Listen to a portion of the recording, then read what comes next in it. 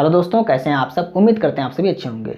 दोस्तों, अगर आप एसएससी एमटीएस 2023 की परीक्षा देने जा रहे हैं तो आपके लिए यह जो सीरीज चलाई जा रही है जिसमें एसएससी के प्रीवियस ईयर प्रश्नों के रीजनिंग के 20 प्रश्नों को प्रतिदिन डिस्कस किया जा रहा है, यह आपके लिए काफ़ी उपयोगी साबित होने वाली है। तो इस वीडियो को आप पूरा देखिएगा और अगर आप एसएससी एमटीएस की परीक्षा नहीं भी दे रहे हैं तो भी आपको ये वीडियो देखना चाहिए, क्योंकि आप जानते हैं कि कोई भी परीक्षा हो उसमें रीजनिंग के प्रश्न निश्चित रूप से बनते हैं। अब चाहे 5 प्रश्न हो या 10 प्रश्न हो या 20 प्रश्न आए, लेकिन रीजनिंग के प्रश्न निश्चित रूप से आपके पूछे जाते हैं। तो वीडियो काफ़ी इंपॉर्टेंट होने वाला है, क्योंकि आज की वीडियो में भी हम लोग एसएससी की परीक्षाओं में पूछे गए रीजनिंग के 20 प्रश्नों को यहाँ पे डिस्कस करने वाले हैं। तो वीडियो को आप पूरा देखिएगा और अगर आपको वीडियो अच्छी लगे तो आप इसे अपने दोस्तों को जरूर शेयर कीजिएगा। और अगर आपके जानकारी में कोई एसएससी एमटीएस की परीक्षा देने वाले कैंडिडेट हैं जो आपके मित्र हैं या नहीं भी हैं, तो उनको आप यह वीडियो निश्चित रूप से शेयर कीजिएगा। तो आइए आज वीडियो को स्टार्ट करते हैं।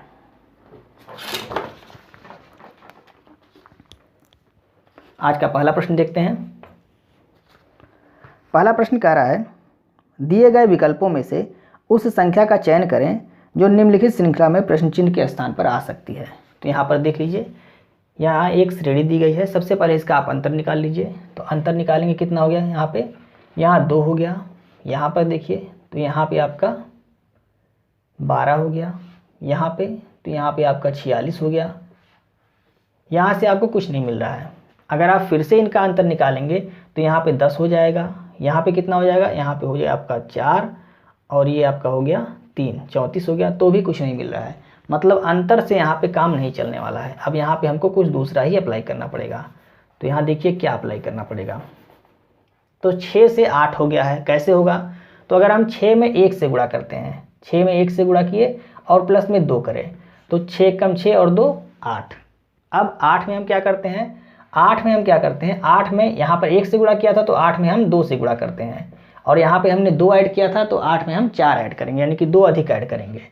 तो 8 दूनी 16 और 4 20, यानी कि 20 आ गया। अब 20 में हम क्या करेंगे, तो 20 में हम यहाँ 1 से गुणा, यहाँ 2 से गुणा, तो 20 में हम 3 से गुणा करेंगे और यहाँ 2 ऐड किया, यहाँ 4 ऐड किया, तो इसमें हम 6 ऐड करेंगे। तो 20 में अगर हम 3 से गुणा करते हैं तो कितना आ जाता है 60 और इसमें 6 ऐड करते हैं तो कितना आ जाएगा 66 आ जाएगा। अब 66 में क्या करेंगे, तो 66 में हम 4 से गुणा करेंगे तो कितना आ जाएगा, तो 4 छक 24 और 4 छक 24 और 2 26। अब इसमें हम कितना ऐड करेंगे, तो यहाँ 2 ऐड किया, यहाँ 4 ऐड किया, यहाँ पर हमने 6 ऐड किया, तो यहाँ पर हम 8 ऐड करेंगे। कितना आ गया, तो 8 4 12, यहाँ पे हम लिख देते हैं 8 4 12, 2 हो गया और 6 और 1 7 और 2, यानी कि 272। यही हमारा राइट आंसर हो गया। तो देख लीजिए 272 ऑप्शन नंबर डी में है, तो ऑप्शन नंबर डी हमारा राइट आंसर हो गया। उम्मीद करते हैं आपको समझ में आया होगा। हमने यहाँ पर 1 से गुणा किया, 2 ऐड किया, 2 से गुणा किया, 4 ऐड किया, 3 से गुणा किया, 6 ऐड किया और यहाँ पर 4 से गुणा किया और 8 ऐड किया। तो इस तरह से यहाँ पे हमको 272 प्राप्त हो गया। आइए हम दूसरा प्रश्न देखते हैं। दूसरा प्रश्न कथन और निष्कर्ष से संबंधित प्रश्न है। तो कथन कह रहा है, कुछ फूल रसायन हैं, कुछ फूल रसायन हैं, ये फूल हो गए और ये रसायन हो गए, कुछ फूल रसायन हैं। दूसरा कथन कह रहा है, कुछ रसायन जड़ी बूटी हैं। तो कुछ रसायन को हम थोड़ा सा और बड़ा कर लेते हैं यहाँ तक। कुछ रसायन क्या हैं, जड़ी बूटी हैं। अब निष्कर्ष क्या कह रहा है, निष्कर्ष कह रहा है कोई भी फूल जड़ी बूटी नहीं है, कोई भी फूल जड़ी बूटी नहीं है। तो जड़ी बूटी यहाँ है, फूल यहाँ पर है, मतलब पहला जो निष्कर्ष है वो सही है। दूसरा क्या कह रहा है, दूसरा कह रहा है कुछ फूल जड़ी बूटी हैं। अब कुछ फूल जड़ी बूटी, अब यहाँ पर देखिए, यहाँ पर आपको कौन सा कंडीशन अप्लाई होगा। एक में कह रहा है, अब यहाँ पे ये गलत हो गया, ये तो होगा नहीं। यहाँ पे क्या कह रहा है, एक में निष्कर्ष में कह रहा है कि कोई भी फूल जड़ी बूटी नहीं है और दूसरे में कह रहा है कि कुछ फूल जड़ी बूटी हैं। या तो नहीं होंगे या तो होंगे, दोनों में से कोई एक चीज़ होगी। तो अब यहाँ पे या तो वाली कंडीशन आपकी सही होगी। तो आप देखिए ऑप्शन में कहाँ पर या तो है, तो या तो निष्कर्ष 1 या तो निष्कर्ष 2 अनुसरण करता है, तो यही वाला ऑप्शन आप यहाँ पे सही होगा। तो ऑप्शन नंबर ए आपका यहाँ पर राइट हो जाएगा। आपको ध्यान देना है, अगर आपके निष्कर्ष में ऐसा कंडीशन दे रहा है कि एक में कहे हाँ और एक में कहे ना, तो दोनों में से कोई ना एक तो होगा, मतलब या तो हाँ ही होगा या तो ना ही होगा। तो वहाँ पे या तो वाली कंडीशन आपको सही करना है। जैसे इसमें है कि एक में कह रहा है कोई भी फूल जड़ी बूटी नहीं है और दूसरे में कह रहा है कोई भी फूल जड़ी बूटी हैं, कुछ फूल जड़ी बूटी हैं। तो दोनों में से कोई एक कंडीशन होगी, तो इसलिए या तो निष्कर्ष 1 या तो निष्कर्ष 2 अनुसरण करता है, यही आपका राइट हो जाएगा। तो उम्मीद है आपको समझ में आया होगा। आइए तीसरा प्रश्न देखते हैं।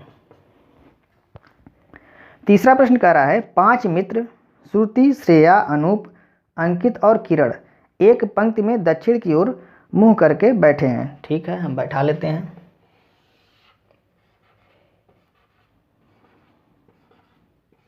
पांच लोग को बैठा लिया। अब क्योंकि दक्षिण की ओर मुंह किए हैं तो इनका राइट इधर हो गया और लेफ्ट इधर हो गया, ये आपको ध्यान रखना है। अगर उत्तर की तरफ मुख करते तो राइट इधर होता, लेफ्ट इधर होता, इसको आपको ध्यान में रखना है। आगे कह रहा है श्रुति, श्रेया और अनूप के बीच में है। तो जो श्रुति है यहाँ पर हम अलग से लिख लेते हैं। श्रुति जो है वो श्रेया और अनूप इसके बीच में है। अभी यहाँ अपनी जानकारी के लिए हम अलग से लिख दे रहे हैं। आगे कह रहा है किरण और श्रेया क्रमशः पश्चिम और पूर्व से अंतिम सिरों पर बैठे हैं। मतलब किरण और श्रेया, किरण कहाँ पे है? पश्चिम में है, और श्रेया कहाँ पे है? पूर्व में है। तो यहाँ पे आपकी किरण हो गई और ये श्रेया हो गई। अब यहाँ पे आप कंफ्यूज मत होइएगा कि ये आपका पूरब या पश्चिम, तो चाहे जिधर मुँह करेंगे पश्चिम इधर ही होगा और पूरब इधर ही होगा, इसमें आप कंफ्यूज मत होइएगा। क्योंकि दक्षिणी में अगर मुँह करते हैं तो राइट और लेफ्ट बदलता है, लेकिन पूरब पश्चिम तो वही रहेगा ना। तो पूरब इधर हो गया, पश्चिम इधर हो गया। और आपसे क्या कह रहा है? आपसे कह रहा है श्रुति, श्रेया और अनूप के बीच में ये तो हो गया। किरण और श्रेया क्रमशः पश्चिम और पूर्व के अंतिम सिरों पर बैठे हैं। तो पश्चिम का सिरा इधर हो गया, इधर किरण हो गई, और पूर्व का सिरा इधर हो गया, इधर श्रेया हो गई। आगे देखिए, बीच में कौन बैठा है ये आपसे पूछा जा रहा है। अब देखिए इन दोनों को हमने यहाँ बैठा दिया, और श्रेया और अनूप के बीच में कौन है? श्रुति है। तो अनूप यहाँ पे हो गए, ये अनूप हो गए, और यहाँ पे श्रुति हो गई। आपसे पूछ क्या रहा है? आपसे पूछ रहा है कि बीच में कौन बैठा है। तो बीच में मतलब दो इधर, बीच में यही हुआ। तो यहाँ आपको मिल ही गया है, यहाँ कौन बैठा है इससे आपको मतलब ही नहीं है, आपको आपका आंसर मिल गया। बीच में कौन बैठा है? अनूप बैठा है। तो ऑप्शन कौन सा सही है? ऑप्शन नंबर डी आपका यहाँ पर राइट आंसर है। उम्मीद करते हैं आपको समझ में आया होगा। यहाँ आपको केवल एक ही कंडीशन समझने वाली थी कि यहाँ जो पूरब और पश्चिम कहा है, अगर दक्षिण की तरफ मुख करेंगे या उत्तर की तरफ मुख करेंगे, दोनों ही स्थिति में पूरब पूरब ही रहेगा और पश्चिम पश्चिम ही रहेगा। इसको आपको ध्यान देना है। अब आइए चौथा प्रश्न देखते हैं। चौथा प्रश्न क्या कर रहा है? दिए गए विकल्पों में से उस संख्या का चयन करें जो निम्नलिखित श्रृंखला में प्रश्न चिन्ह के स्थान पर आ सकती है। तो यहाँ पर भी सबसे पहले अंतर निकालेंगे। तो इसका अंतर निकालते हैं, यहाँ 1 हो गया, यहाँ 2 हो गया। इसका अंतर निकालेंगे, यहाँ पर भी 1 हो गया, यहाँ पर भी 2 हो गया। इसका अंतर निकालिए, तो यहाँ पर 1 हो गया और 9 2 11 2 हो गया। मतलब यहाँ 21 21 21 बढ़ रहा है, तो इसमें भी आप 21 बढ़ा के ऐड कर दीजिए। तो अगर इसमें 21 ऐड करते हैं तो 6 और 1 7 हो गया, और 2 1 3 137 हो गया। तो कौन सा ऑप्शन सही है? ऑप्शन नंबर ए आपका यहाँ पर राइट आंसर है। यानी कि चौथे प्रश्न का ऑप्शन नंबर ए राइट है। आसान प्रश्न था, आसानी से आप कर ले जाएंगे। आइए हम पांचवा प्रश्न देखते हैं।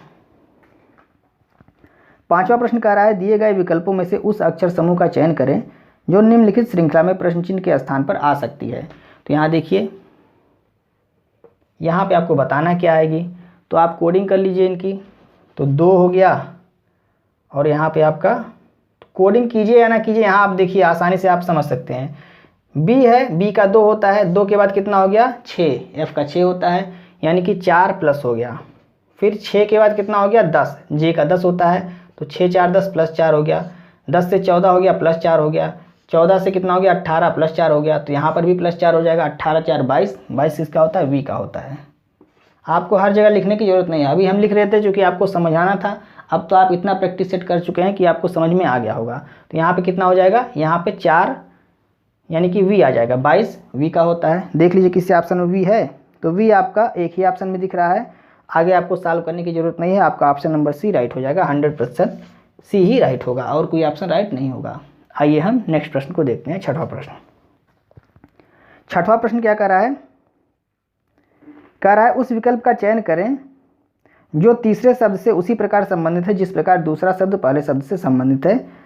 एंटोमोलॉजी का संबंध कीट से, यानी कि एंटोमोलॉजी अनुपाते कीट, तो इक्थियोलॉजी अनुपाते क्या होगा ये आपसे पूछा जा रहा है। तो एंटोमोलॉजी जो होता है ये कीट विज्ञान का अध्ययन होता है, तो एक्थिमोलॉजी ये क्या होता है? ये मछली का अध्ययन होता है।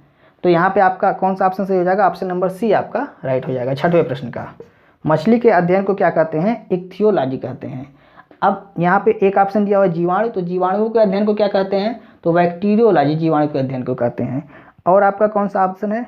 मधु है और सिक्का है। अच्छा, एक और आप देख लीजिए कि अगर शैवाल अगर आता है, शैवाल के अध्ययन को क्या कहते हैं? फाइकोलॉजी। कवक के अध्ययन को क्या कहते हैं? माइकोलॉजी। इसको भी आपको याद रखना है। तो ये आपका यहाँ पर ऑप्शन नंबर सी यहाँ पे राइट हो गया। आइए हम नेक्स्ट प्रश्न को देखते हैं। 7वां प्रश्न देखते हैं। प्रश्न कह रहा है, दी गई आकृति में पंचभुज नेपाली शब्दों को निरूपित करता है, वृत्त हिंदी शब्दों को निरूपित करता है, आयत अंग्रेजी शब्दों को निरूपित करता है और वर्ग फारसी शब्दों को निरूपित करता है। तो यहाँ लिख लेते हैं, जो पंचभुज है वो नेपाली शब्द, यानी कि यह आपका नेपाली शब्द, नेपाली शब्द को निरूपित करता है। उसके बाद कह रहा है वृत्त हिंदी शब्द को, ये हिंदी शब्द को निरूपित कर रहा है। और आयत अंग्रेजी को निरूपित करता है और वर्ग फारसी को, यानी आयत ये अंग्रेजी को और वर्ग जो है ये फारसी को। अब देखिए आपसे प्रश्न क्या पूछ रहा है, प्रश्न को देख लेते हैं। कौन सी संख्या अंग्रेजी और फारसी के उन शब्दों को निरूपित करती है जो हिंदी शब्दों में शामिल हैं? मतलब अंग्रेजी, फारसी और हिंदी ये तीनों होना चाहिए। तो कौन सी संख्या निरूपित कर रही है? हिंदी आपका क्या हो गया? ये वृत्त हो गया, फारसी वर्ग हो गया और अंग्रेजी आपका आयत हो गया। यानी तीनों में जो है, तो तीनों में कौन है? ये वाली संख्या, यानी कि 13 जो दिख रहा है ये तीनों में है। ये वृत्त में भी है, वर्ग में भी है और आयत में भी है, तीनों में है। तो यही आपका राइट आंसर रहेगा। 13 किस ऑप्शन में देख लीजिए, ऑप्शन नंबर सी में दिया हुआ है, तो सी आपका राइट आंसर हो जाएगा। आपसे कह रहा है कि हिंदी हो, अंग्रेजी हो और फारसी हो। हिंदी, अंग्रेजी और फारसी, अंग्रेजी और फारसी के उन शब्दों को निरूपित करती है जो हिंदी शब्द में शामिल हो, यानी कि हिंदी, फारसी और अंग्रेजी हो। तो 13 आपका है, यानी कि ऑप्शन नंबर सी आपका राइट हो गया। आइए हम 8वां प्रश्न देखते हैं। 8वां प्रश्न कह रहा है, एक निश्चित कूट भाषा में JAIPUR को AJPIRU के रूप में लिखा जाता है और BHOPAL को HBPOLA के रूप में लिखा जाता है, तो उसी भाषा में INDORE को किस रूप में लिखा जाएगा? तो यहाँ पर देखिए बहुत आसान है। A को इधर कर रहा है, J को इधर, I को इधर, इस तरह से कर रहा है। यहाँ पर भी इस तरह से कर रहा है, तो यहाँ पर भी आपको इसी तरह से कर देना है। N को इधर लिखना है, I को इधर लिखना है, O को यहाँ, D को यहाँ और E को यहाँ और R को यहाँ लिखना है, यानी कि NIODER, NIODER। Option number A आपका राइट आंसर है, NIODER। 8वें प्रश्न का ऑप्शन नंबर ए राइट है, आसान था। आइए हम 9वां प्रश्न देखते हैं। 9वां प्रश्न कह रहा है, 9 विद्यार्थी अजय, गीता, नाव्या, विपिन, पिंकी, कबीर, मोहन, सरोज और रानी अपनी ऊंचाइयों के घटते क्रम के अनुसार बाईं ओर से दाईं ओर एक पंक्ति में खड़े हैं। बाईं ओर से दाईं ओर मतलब ये बायां हो गया और ये दायां हो गया। इधर सबसे बड़ा रहेगा और इधर सबसे छोटा रहेगा, इस क्रम में ये खड़े हैं। अब देखिए क्या कह रहा है, यहाँ पे आपसे कहा जा रहा है अजय ठीक बीच में खड़ा है। 9 लोग हैं जिसमें से अजय बीच में है, मतलब 1 2 3 4 इधर होंगे और 1 2 3 4 यहाँ होंगे। यहाँ कौन है? यहाँ अजय है, यानी कि ए से हम इसको डिनोट करते हैं, तो ए से अजय हो गया। अब देखिए क्या कर रहा है, अजय ठीक बीच में खड़ा है। मोहन और कबीर क्रमशः बाईं ओर और दाईं ओर से तीसरे स्थान पर हैं, मतलब मोहन बाईं ओर से तीसरे स्थान पे और कबीर दाईं ओर से तीसरे स्थान पे है। बायां ये है तीसरे स्थान पे, यहाँ मोहन हो गया और दायां ये है तीसरे स्थान पे कौन हो गया? कबीर हो गया। प्रश्न में ऐसा कह रहा है। आगे देखिए, गीता पंक्ति के किसी एक छोर पर है। अब गीता पंक्ति के किसी एक छोर पर है, यहाँ पर भी हो सकती है, यहाँ पर भी हो सकती है, अभी कंफर्म नहीं है।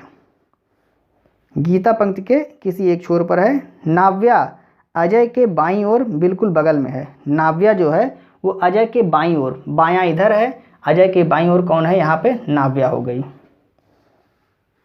बिल्कुल बगल में खड़ी है। सभी 9 छात्रों में से विपिन सबसे ऊंचा है। अब विपिन सबसे ऊंचा है और आपसे कह रहे हैं यहाँ सबसे ऊंचा वाला रहेगा, यानी कि यहाँ गीता नहीं रहेगी, यहाँ कौन रहेगा? यहाँ विपिन रहेगा। गीता का स्थान ये क्लियर हो गया। अब आगे क्या कह रहा है, रानी अजय और कबीर के बीच में खड़ी है। रानी जो है वो अजय और कबीर के बीच में खड़ी है। कौन? रानी खड़ी है। अब एक स्थान यहाँ पे बच रहा है, ये कौन है? आपसे पूछा क्या जा रहा है? पिंकी दाईं ओर से 8वें स्थान पर है। अब पिंकी दाईं ओर से 8वें स्थान पे है, दायां ये है और पूरा टोटल कितना है? 9 है, तो 8वां ये हो जाएगा। यहाँ कौन है? यहाँ पिंकी है। अब एक ही स्थान बच रहा है, तो जो बच रहा है उसको बैठा दीजिए। तो यहाँ देखिए अजय, गीता, नाव्या, विपिन, पिंकी, कबीर, मोहन, सरोज। यहाँ पे कौन बच रहा है? सरोज, यानी कि एस नहीं है तो सरोज यहाँ पे बैठ गया। यहाँ पे गीता है। अब आपसे देखिए प्रश्न क्या पूछा जा रहा है। प्रश्न पूछा जा रहा है पिंकी, प्रश्न है दाईं ओर से दूसरे स्थान पर कौन है? दाईं ओर मतलब ये, दूसरा स्थान मतलब ये, कौन है? सरोज। तो कौन सा ऑप्शन हो गया? ऑप्शन नंबर ए आपका यहाँ पर राइट हो गया। 9वें प्रश्न का ऑप्शन नंबर ए राइट है। कुछ नहीं करना है, जैसा कह रहा है उस हिसाब से आप बैठाते जाइए, आराम से आपका उत्तर आ जाएगा। आइए 10वां प्रश्न देखते हैं। 10वां प्रश्न कह रहा है दर्पण को ए बी रेखा पर रखे जाने पर निम्न आकृति का सही दर्पण प्रतिबिंब क्या होगा, ये आपको ज्ञात करना है। 4 ऑप्शन आपके दिए गए हैं, यहाँ पर देख लीजिए। अब ये जो है ये इधर आएगा, तो यहाँ पे आपका आकृति जो है, ये जो स्पेस खाली है ये यहाँ पे हो जाएगा और बाकी ये आपका कलर्ड हो जाएगा। उसी तरह से यहाँ पर जो है ये सर्कल बना हुआ है और सर्कल का कौन सा भाग कलर्ड होगा? तो जो भाग नज़दीक है मिरर के वो इधर भी नज़दीक होगा, यानी कि ये वाला भाग क्या होगा? कलर्ड हो जाएगा और ये वाला भाग कलर्ड नहीं होगा। इसमें देखिए, इसमें जो कलर्ड नहीं है वो नज़दीक है मिरर के, तो यहाँ पर कौन सा नज़दीक हो जाएगा? तो यहाँ पर कलर्ड भाग इधर हो जाएगा और ये तो पूरा कलर्ड है, तो इसको तो चाहे जैसा आप कर दीजिए। यही आकृति आप देख लीजिए चारों ऑप्शन में कहाँ पर है। चारों ऑप्शन में देखिए ए में आपका नहीं दिख रहा है, ये आपका इधर कर दिया है। बी देख लीजिए, तो बी में आपका बी दिख रहा है, यानी कि बी आपका राइट आंसर हो गया। 10वें प्रश्न का ऑप्शन नंबर बी आपका राइट है। ध्यान से देखिए, ऑप्शन नंबर बी में यह आकृति आपको दिख रही है। आइए हम नेक्स्ट प्रश्न देखते हैं। 11वां प्रश्न देखते हैं। प्रश्न कह रहा है उस विकल्प का चयन करें जिसकी संख्याएं आपस में उसी प्रकार संबंधित हैं जिस प्रकार दिए गए समुच्चय की संख्याएं आपस में संबंधित हैं। यहाँ 8, 112 और 49 दे रहा है। जो संबंध इसमें है वही संबंध आपको इन चारों ऑप्शन में से ढूंढना है। तो यहाँ पर देखिए इंपॉर्टेंट क्वेश्चन है। यहाँ पे कर क्या रहा है? तो यहाँ पे सबसे पहले इस 49 को जो यहाँ पे है इसका वर्गमूल निकाल रहा है। तो जब वर्गमूल निकालेंगे तो ये कितना आ जाएगा? यहाँ पे 7 आ जाएगा और यहाँ पे क्या है? 8। तो इन दोनों का गुणा कर रहा है, कितना आ जाएगा? 8 7 56 और उसके बाद फिर 2 से गुणा कर रहा है, तब जाके ये बीच वाली संख्या 112 प्राप्त होगी। अब यही चीज़ यहाँ पे हमको देखना है कि इन चारों में से किस में अप्लाई हो रहा है। तो यहाँ देखिए 25 का वर्गमूल कितना होता है? तो इसका अगर वर्गमूल निकालेंगे तो कितना आ जाएगा? 5 आ जाएगा। और 5 और 15, 15 5 75 और 75 दूनी यहाँ हो जाएगा, ज़्यादा आ जाएगा, 85 नहीं आएगा। 15 और यहाँ पे 5 आएगा, इन दोनों का गुणा करेंगे तो 15 5 75 और 75 दूनी 150, तो ये नहीं होगा। यहाँ देखिए ये 9 का 81 का वर्गमूल क्या होगा? तो 9 आ जाएगा। अब 9 और 16 इसको जब आप ऐड करेंगे, ऐड नहीं करना है, गुणा करना है। तो 9 में 16 का गुणा करेंगे तो 144, तो इससे पहले ही ज़्यादा आ गया, अभी दूना हमने किया ही नहीं। यहाँ पर देखिए ये 8, इसका अगर वर्गमूल निकालेंगे कितना आ जाएगा? 8 आ जाएगा और 12 अट्ठे, तो 12 अट्ठे 96, अभी दूना करेंगे तो इससे बहुत ज़्यादा हो जाएगा। तो यही ऑप्शन आपका राइट हो गया। क्यों राइट हो गया? क्योंकि 3 हमने चेक कर लिया, चौथा अपने आप राइट हो गया। देख लीजिए ये है यहाँ 11, जब इसका वर्गमूल निकालेंगे 11 आ जाएगा और ये 7, तो 11 7 कितना हो जाता है? 11 गुणे 7 बराबर 77 और गुणे 2 बराबर कितना आ जाएगा? 154। तो ऑप्शन नंबर डी आपका राइट आंसर है 11वें प्रश्न का। उम्मीद है आपको समझ में आया होगा। इंपॉर्टेंट प्रश्न था, इसको आप याद रखिएगा, इसका तरीका कि ऐसा भी तरीका हो सकता है। अब आइए 12वां प्रश्न देखते हैं। 12वां प्रश्न कह रहा है दिए गए विकल्पों में से उस आकृति का चयन करें जो नीचे दी गई श्रृंखला में प्रश्न चिन्ह के स्थान पर आ सकती है। तो यहाँ पर आकृति दी गई है और चारों ऑप्शन में से आपको देखना है कि यहाँ पर कौन सी आकृति आएगी। तो यहाँ पर देखिए क्या कर रहा है, तो यहाँ पर पहले इन दोनों को जो दिशा है उनकी दिशा को परिवर्तित कर दे रहा है, अगले स्टेप में इन दोनों की दिशा को परिवर्तित कर रहा है और इससे अगले स्टेप में इन दोनों की दिशा को परिवर्तित कर रहा है। तो यहाँ पर देख लीजिए जब इसको दिशा परिवर्तन कर रहा है तो इसका तीर इधर हो गया और ये वाला इधर हो गया, बाकी को सेम ऐसे उतार दिया है। उसके बाद यहाँ पे क्या कर रहा है, इसको ऐसे ही रहने दिया है, इन दोनों में परिवर्तित किया। यहाँ की दिशा इधर थी तो इधर कर दिया है, और ये आपकी पश्चिम में थी तो पूरब हो गई। तो आगे वाले स्टेप में इन चारों को ऊपर वाले को ऐसे ही रहने देगा, मतलब ये इसी तरह रहेगा, ये इसी तरह रहेगा, ये इसी तरह रहेगा, और ये आपका इसी तरह रहेगा। इसमें आपका परिवर्तन करेगा, जो तीर है इधर कर देगा और ये वाला इधर कर देगा। यही ऑप्शन देख लीजिए किस में दिख रहा है, चारों ऑप्शन में से कहाँ पर है। तो पहले में तीर उल्टा ये नहीं होगा, दूसरे में देखिए तीर तो ठीक है, तो दूसरा ही आपको दिख रहा है, यानी कि दूसरा ऑप्शन नंबर बी यहाँ पर राइट हो जाएगा। 12वें प्रश्न का ऑप्शन नंबर बी आपका राइट हो जाएगा। आइए हम 13वां प्रश्न देखते हैं। 13वां प्रश्न कह रहा है, एक काल्पनिक गणितीय प्रणाली में प्रतीक @ का अर्थ जोड़ है, मतलब जो @ है इसका अर्थ क्या है, जोड़ है, और डॉलर का अर्थ विभाजन है, यानी इसका अर्थ क्या है, भागा है। प्रतीक @ का अर्थ घटाव है, इसका अर्थ घटाव है, और हैशटैग का अर्थ गुणा है, यानी इसका अर्थ गुणा है। तो इसको सॉल्व करना है, आपको सॉल्व करके बताना है कितना आएगा। सबसे पहले भाग देंगे, तो 11 से अगर इसमें भाग देते हैं तो 11 से 11 कम 11 और 11 पचे 55। अब 15 से इसमें अगर गुणा करते हैं, 15 गुणे 15, और यहाँ पे हो गया -4 और +6, तो इनको जब सॉल्व करेंगे तो यहाँ हो गया +2। तो 15 गुणे 15 कितना होता है, 225, और प्लस में 2 बराबर 227। यही हमारा राइट आंसर हो गया। देख लीजिए किस ऑप्शन में है, 227 ऑप्शन नंबर ए में है, तो ऑप्शन नंबर ए आपका 13वां प्रश्न का राइट आंसर हो गया। आइए हम 14वां प्रश्न देखते हैं। प्रश्न कह रहा है, निम्नांकित चित्रों में एक कागज को मोड़ने के क्रम और मुड़े हुए कागज को काटने का तरीका दर्शाया गया है। मुड़े हुए कागज को खोलने पर यह कैसा दिखाई देगा, चारों ऑप्शन में से आपको ज्ञात करना है। तो यहाँ देख लीजिए, पहली बार इधर से मोड़ा गया, दूसरी बार इधर से, मतलब जब ओपन होगा तो पहली बार इधर ओपन हो गया, उसके बाद इधर ओपन होगा। तो ये वाला जो फिगर है वो इस तरह से हो जाएगा, ये जो फिगर है इस तरह से हो जाएगा, और ये वाला फिगर जो है वो आपका इस तरह से हो जाएगा। अब जब इधर आएगा तो फिर से आपका इस तरह से हो जाएगा, और ये फिगर इधर त्रिभुज जो इधर हो जाएगा। सेम चीज़ यहाँ पर हो जाएगा इस तरह से, और ये थोड़ा स्पेस कम है,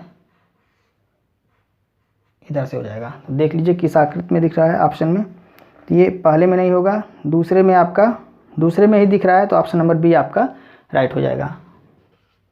तो स्पेस कम था, आप स्पेस बड़ा बना के उसको बना लीजिए, ऑप्शन नंबर बी ही राइट होगा। आइए 15वां प्रश्न देखते हैं। 15वां प्रश्न कह रहा है, उस विकल्प का चयन करें जो तीसरे अक्षर समूह से उसी प्रकार संबंधित है जिस प्रकार दूसरा अक्षर समूह पहले अक्षर समूह से संबंधित है। यहाँ पर देख लीजिए, कोडिंग कर दीजिए। तो एस का होता है 19, 14, 10, 21, 17, 12, 24, 16 और 20। तो 19 से कितना हो रहा है, 21, यहाँ पे कितना हो रहा है 21, मतलब +2। 14 से हो गया 17, यानी कि ये 14 है, 14 से 17 हो गया, +3 हो गया, और 10 से 12 यहाँ पर भी +2 हुआ, मतलब +2 +3 +2। तो यहाँ पर आपको क्या करना, +2, x से +2 करेंगे 26 हो गया z का, और इसमें +3 करेंगे तो 16 3 19 s का होता है, और 20 और 2 करेंगे तो 22 किसका होता है, v का होता है।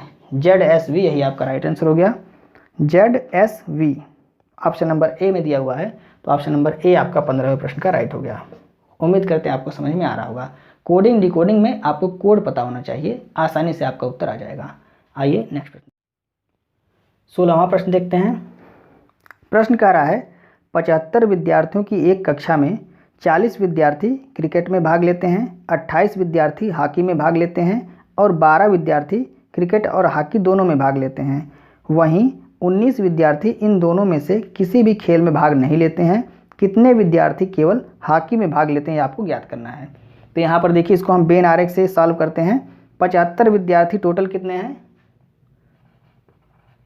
कुल आपके पास 75 विद्यार्थी हैं। इसमें से कह रहा है कि 40 विद्यार्थी क्रिकेट खेलते हैं और 20 विद्यार्थी हॉकी खेलते हैं और 12 विद्यार्थी क्रिकेट और हॉकी दोनों खेलते हैं। तो इस तरह का जब आप वेन आरेख बनाए जिसमें दोनों दिया रहे, तो सबसे पहले आप बीच वाले को बैठाइए, यानी कि ये आपके क्रिकेट हो गए और ये आपके हॉकी हो गए, यानी कि ये हॉकी को प्रदर्शित कर रहे हैं, क्रिकेट को प्रदर्शित कर रहे हैं। अब इसमें जो दोनों कहा है सबसे पहले उसको आप यहाँ पे फिल कीजिए। तो दोनों में आपका ये आता है, यहाँ पे कह रहा है कि 12 लोग दोनों खेलते हैं, 12 विद्यार्थी क्रिकेट और हॉकी दोनों खेलते हैं। अब यहाँ पे कह रहा है कि 40 विद्यार्थी क्रिकेट खेलते हैं, तो 40 विद्यार्थी मतलब ये पूरा यहाँ से यहाँ तक, जिसमें 12 तो पहले यहाँ आपने बैठा दिया है, बचे कितने, तो 40 में से आप क्या करेंगे, 12 को जब घटाएंगे तो कितना आ जाएगा यहाँ पे, तो यहाँ पे आपका आ जाएगा 28। 28 और 12 मिला के कितने हो गए, 40। तो क्रिकेट वाला यह पूरा बॉक्स है ना, तो इस पूरे बॉक्स में आपको 40 बैठाना है, जिसमें से 12 तो दोनों खेलते हैं, हॉकी भी खेलते हैं और क्रिकेट भी खेलते हैं, तो खाली क्रिकेट वाले कितने बचे, 28 बचे। अब यहाँ पे हॉकी वाला देखिए कितना है, तो हॉकी वाले हैं 28 विद्यार्थी हॉकी में भाग लेते हैं, तो 28 में से 12 तो इसमें हो गए, बचे कितने, तो यहाँ पे आपके 16 और 12 28 हो गए। यानी कि ये टोटल मिला के हॉकी का जो बॉक्स है इसमें कितने हो गए, 28 हो गए, जिसमें से 12 क्रिकेट भी खेलते हैं। अब आपसे यहाँ पे पूछा जा रहा है कितने विद्यार्थी केवल हॉकी में भाग लेते हैं, तो केवल हॉकी में मतलब जो क्रिकेट नहीं खेलते हैं, तो यही हो गया आपके 16, यही आपका राइट आंसर हो गया। बीच में आपसे एक लाइन और कह दिया है कि 19 विद्यार्थी इन दोनों में से भाग मतलब इन दोनों खेल में भाग नहीं लेते हैं, उससे हमें मतलब नहीं है, 19 विद्यार्थी नहीं खेलते हैं, हमसे इससे मतलब नहीं, हमको इसी में बताना है कि कितने विद्यार्थी केवल हॉकी खेलते हैं। तो केवल हॉकी वाले कितने हो गए, यही 16 विद्यार्थी हैं जो केवल हॉकी खेलते हैं। टोटल हॉकी खेलने वाले अगर पूछता तो टोटल 28 से, लेकिन अगर आपसे पूछ रहा है केवल हॉकी, तो केवल हॉकी कितने हैं, 16 हैं। केवल क्रिकेट खेलने वाले कितने हैं, तो केवल क्रिकेट खेलने वाले 28 हैं। तो आपका ऑप्शन कौन सा सही हो गया, ऑप्शन नंबर सी आपका यहाँ पर राइट हो गया। 16वें प्रश्न का ऑप्शन नंबर सी, केवल हॉकी खेलने वाले कितने हैं, 16 हैं। आइए हम 17वां प्रश्न देखते हैं। इस तरह के प्रश्नों में अगर आपको कॉमन दिया हो तो सबसे पहले आप कॉमन रखिए बीच में, बाकी का जो दिया हो उसको कॉमन को घटा के यहाँ पे लिख दीजिए, आपका आंसर आ जाएगा। अब 17वां प्रश्न देखते हैं। प्रश्न कह रहा है एक निश्चित कूट भाषा में ATUL को 1, 20, 21, 12 के रूप में कूटबद्ध किया जाता है और RAJU को 18, 1, 10, 21 के रूप में कूटबद्ध किया जाता है, तो उसी कूट भाषा में GITA को किस रूप में कूटबद्ध किया जाएगा। तो यहाँ अगर आप ध्यान से देखिए, यहाँ कुछ करना नहीं है आपको। A का कोड होता है 1, T का होता है 20, U का होता है 21 और L का होता है 12। यहाँ पर R का 18, A का 1, J का 10 और U का 21। यहाँ भी आपको सिर्फ कोड लिख देना है, बीच में डैश लगा देना है। G का होता है 7, I का होता है 9, T का होता है 20 और A का होता है 1। 7, 9, 20, 1 यही आपका राइट आंसर होगा। देख लीजिए 7, 9, 20, 1 ऑप्शन नंबर ए में दिया हुआ है, तो ऑप्शन नंबर ए आपका 17वें प्रश्न का राइट हो गया। आइए हम 18वां प्रश्न देखते हैं। 18वां प्रश्न कह रहा है एक विशिष्ट कूट भाषा में INAUGRAL को UANILARG लिखा जाता है, तो उसी कूट भाषा में PROLIFER को क्या लिखा जाएगा। तो यहाँ पर देखिए ये भी आपका आसान ही है, जो अल्फ़ाबेट यहाँ लिखे गए हैं वही अल्फ़ाबेट यहाँ पर हैं, बस इनके क्रम में थोड़ा सा परिवर्तन कर दिया है। अब क्या किया है यहाँ पर आप देख लीजिए, तो ये आपका I है, तो 4 और 4 इधर देख लीजिए, इधर 4 को क्या किया है, इधर से लिख दिया है, I को यहाँ लिखा है, यानी को यहाँ, A को यहाँ और U को यहाँ। इसमें भी G को इधर कर दिया, R को इधर, A को इधर और L को इधर कर दिया। सेम चीज़ आप यहाँ पर भी कर दीजिए, कुछ करना ही नहीं है। 4 ये और 4 ये, तो P को आप यहाँ लिखिए, R को यहाँ लिखिए, O को यहाँ लिखिए और L को यहाँ लिखिए।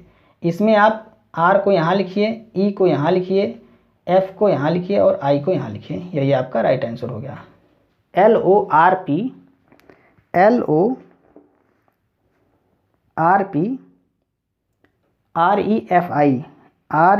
REFI ऑप्शन नंबर बी आपका यहाँ पर राइट आंसर है, यानी 18वें प्रश्न का ऑप्शन नंबर बी आपका राइट है। आइए हम 19वां प्रश्न देखते हैं। 19वां प्रश्न कह रहा है उस विकल्प का चयन कीजिए जिनमें निम्न शब्दों का वह क्रम दिया गया है जिस क्रम में वे अंग्रेजी शब्दकोश में मौजूद होते हैं। तो यहाँ पे इसका आंसर आपको कमेंट करके बताना है। आप डिक्शनरी आसानी से देख लेते हैं और इसका आंसर आप कमेंट करके बताएंगे। तो 19वें प्रश्न का आंसर आपको कमेंट करके बताना है। एक प्रश्न आपके लिए भी होना चाहिए, क्योंकि जब आप कमेंट करेंगे तो हमें समझ में आएगा कि आप आसानी से प्रश्नों को सीख पा रहे हैं। आइए हम 20वां प्रश्न देखते हैं।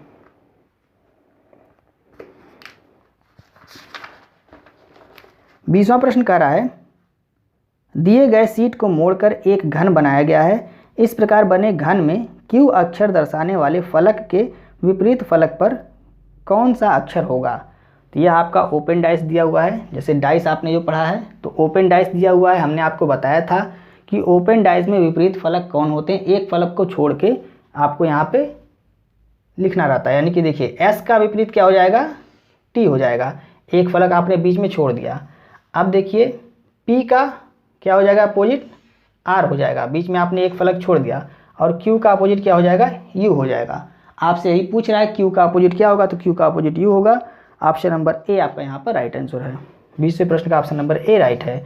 लिख लीजिए S का अपोजिट क्या हो जाएगा, S का अपोजिट T हो जाएगा, R का या P का अपोजिट R हो जाएगा और Q का अपोजिट U हो जाएगा। आपसे यही पूछ रहा है Q का अपोजिट क्या होगा, तो U होगा और U ऑप्शन नंबर ए में दिया हुआ है, तो ऑप्शन नंबर ए आपका 20वें प्रश्न का राइट आंसर हो गया। तो उम्मीद करते हैं आज के 20 प्रश्न आपको समझ में आए होंगे। यदि आपको किसी भी प्रश्न को समझने में थोड़ी सी परेशानी हो रही है तो आप उसे कमेंट करके बताइएगा, उस प्रश्न को हम नेक्स्ट वीडियो में डिस्कस कर लेंगे। तो आज की वीडियो आपको कैसी लगी कमेंट करके आप जरूर बताइए, और यदि आपको वीडियो अच्छी लगी तो इसे लाइक जरूर कीजिए और इसे अपने दोस्तों को शेयर जरूर कीजिए। मिलते हैं नेक्स्ट वीडियो में। जय।